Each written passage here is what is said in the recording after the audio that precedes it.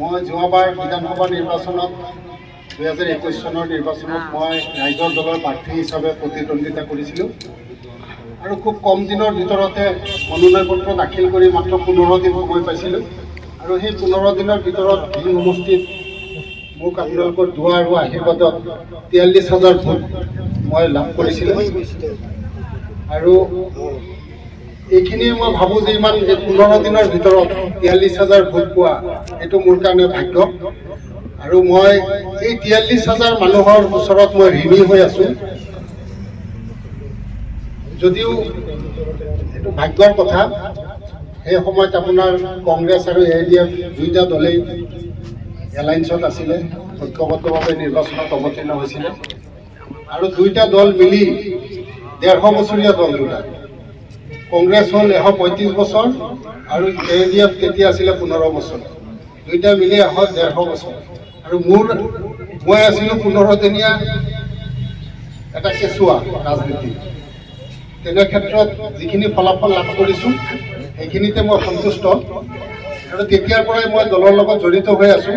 আৰু আপোনালোকে সকলোৱে জানে আমাৰ দলৰ সভাপতি সন্মানীয় অখিল গগৈ ডাঙৰীয়া তেখেতৰ আদৰ্শৰ প্ৰতি মই আকৃষ্ট আৰু মই ৰাজনীতিত যিমান দিন থাকিম মই তেখেতৰ লগতে থাকিম মই যোৱা বিধানসভা নিৰ্বাচনত পৰাজয়বৰণ কৰাৰ পিছতো বিভিন্ন দলৰ পৰা মোলৈ প্ৰস্তাৱ আহিছিলে বিভিন্ন ৰাজনৈতিক দলৰ পৰা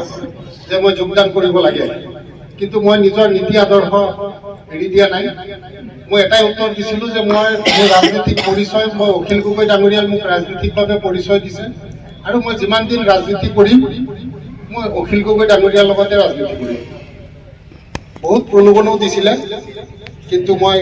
এইবিলাকত কাম সাৰ দিয়া নাই তেনেকৈ আপোনাৰ 2021 চনৰ পৰাই দলৰ লগত জড়িত হৈ আছোঁ আৰু এতিয়া যিহেতু আপোনাৰ বিৰোধী ঐক্য মঞ্চত আমি চামিল হৈছোঁ যোৱা লোকসভা নিৰ্বাচনত আপোনালোকে দেখিছে আমাৰ দলৰ সভাপতি অখিল গগৈ ডাঙৰীয়াৰ ভূমিকা আপোনালোকে নিশ্চয় দেখিছে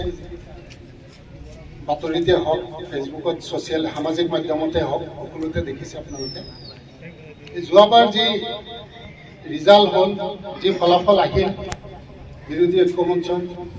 এই ফলাফলত আমাৰ দলৰ সভাপতি অখিল গগৈ ডাঙৰীয়াৰ ভূমিকা আছে যথেষ্ট এই কথা সকলোৱে স্বীকাৰ কৰিব লাগিব আমি এই আগন্তুক পঞ্চায়ত নিৰ্বাচন আছে ডিচেম্বৰ মাহৰ ভিতৰতে হ'ব সেই উদ্দেশ্যেৰে আপোনালোকৰ আগত আহিছোঁ যে আমাৰ দলৰ যিহেতু আমাৰ এটা নতুন দল এই দলটো আপোনালোকৰ মাজত আমাৰ সমষ্টিত দলৰ সাংগঠনিক ভেটি মজবুত কৰাৰ উদ্দেশ্যেৰে আপোনালোকৰ সন্মুখত আহিছোঁ সহায় বিচাৰি যে আমাৰ দলটো অলপ মজবুত কৰি দিয়ক আৰু বৰ্তমান অসমৰ যি বাতাবৰণ আপোনালোকে লক্ষ্য কৰিছে আমাৰ এটা বিশেষ সম্প্ৰদায় বুলি মন্তব্য কৰে আজি বিজেপি চৰকাৰে বিশেষ সম্প্ৰদায় বুলি মন্তব্য কৰি যি ধৰণে আমাক অপমান কৰে আৰু কেইটামান দিন আপোনালোকে ধৈৰ্য ধৰক 2026 চনত বিৰোধী ঐক্য মঞ্চৰ চৰকাৰ গঠন হ'ব আমাৰ 16টা ৰাজনৈতিক দল একেলগে মিলি বিৰোধী ঐক্য মঞ্চ গঠন কৰিছে আৰু আগন্তুক 2026 চনত এই বিৰোধী ঐক্য মঞ্চই একেলগে মিলি নিৰ্বাচন খেলিব আৰু এটা লক্ষণ দেখা গৈছে এইবাৰ লোকসভা নিৰ্বাচনৰ পৰা যে অহাবাৰ 2026 চনত বিৰোধী ঐক্য মঞ্চৰ চৰকাৰ হ'ব এই ছবিটো সকলোৱে দেখা পাইছে আপোনালোকে আৰু যদি বিৰোধী ঐক্য মঞ্চৰ চৰকাৰ হয় আমাৰ দল ৰাইজৰ দল বিৰোধী ঐক্য মঞ্চৰ অংশীদাৰ চৰকাৰত থাকিব আপোনালোকে আমাৰ দলক যদি অলপ হাতটো মজবুত কৰি দিয়ে সাংগঠনিকভাৱে মজবুত কৰি দিয়ে 2026 চনত আমাৰ দলৰ যি ভূমিকা হ'ব আমাৰ দলে কমেও 15টা আসন দাবী কৰিছে গোটেই অসমত 15টা আসন দাবী কৰিছে 15টা আসনৰ কথা চলি আছে তাৰ ভিতৰত আমাৰ ঢিং সমষ্টিও আছে আমাৰ ৰাইজৰ দলৰ তালিকাত আমাৰ ঢিং সমষ্টিও আছে আৰু ঢিং সমষ্টিৰ আমাৰ ভেটিটো মজবুত কৰিব পাৰিলেহে এইটো সম্ভৱ হ'ব আৰু এই যে আমাৰ মানুহক বিভিন্ন সময়ত বাতৰিটো চোৱাৰ লগে লগে বিজেপিৰ নেতাই হওক মন্ত্ৰীয়ে হওক ইণ্ডাষ্ট্ৰি হ'ব উদ্যোগ হ'ব সেইটো উদ্যোগত আমি আমাৰ ল'ৰা ছোৱালী আমি এই উদ্যোগতে অসমতে স্থান পাব যাৰ ফলত আমাৰ জাতীয় অৰ্থনীতি জাতীয় পুঁজি আমি গঠন কৰিব পাৰিম যাতে আমি ভৱিষ্যতে এই এই হিমন্ত বিশ্ব চৰকাৰৰ দৰে আমি ধাৰ ঋণ ল'ব নালাগে। কাৰণ আজি হিমন্ত বিশ্ব শৰ্মা চৰকাৰে কি কৰিছে, আমাক ধাৰ ঋণ লৈ বিভিন্ন আঁচনিৰ নামত টকা দি আমাক ভৰুৱা কৰিছে। হিমন্ত বিশ্বই কয় যে ভাৰতবৰ্ষৰ ভিতৰতে অসমখন 5 নম্বৰ ৰাজ্য হিচাপে গঢ়ি তুলিব। কি অৰুণোদয় দি, ফ্ৰী চাউল দি আমাক 5 নম্বৰ ৰাজ্য গঢ়ি তুলিব পাৰিব? নোৱাৰে, মুঠেও নোৱাৰে। কাৰণ আমাক হিতাধিকাৰী আছে। হিতাধিকাৰী মানে আমাক ভিক্ষাৰী আছে। হাত পাতি থকাৰ যিটো ব্যৱস্থা, ভিক্ষা দিয়ক বুলি যিটো মানে আমি বস্তু মানে বুজাৰ যিটো মানে ব্যৱস্থা, সেই ব্যৱস্থাটো তেওঁ জীয়াই ৰাখিব দিছে, যাতে তেওঁলোকে কি কৰিব পাৰে, ভোটৰ ৰাজনীতি কৰি থাকিব পাৰে, যাতে তেওঁ ভোটটো কিনি থাকিব পাৰে, তেনেকুৱা এটা ৰাজনীতি কৰিব বিচাৰিছে বা তেনেকুৱা এটা ব্যৱস্থা জীয়াই ৰাখিব বিচাৰিছে, যাতে তেওঁলোকৰ ৰাজনীতিটো সদায় মানে হিতাধিকাৰী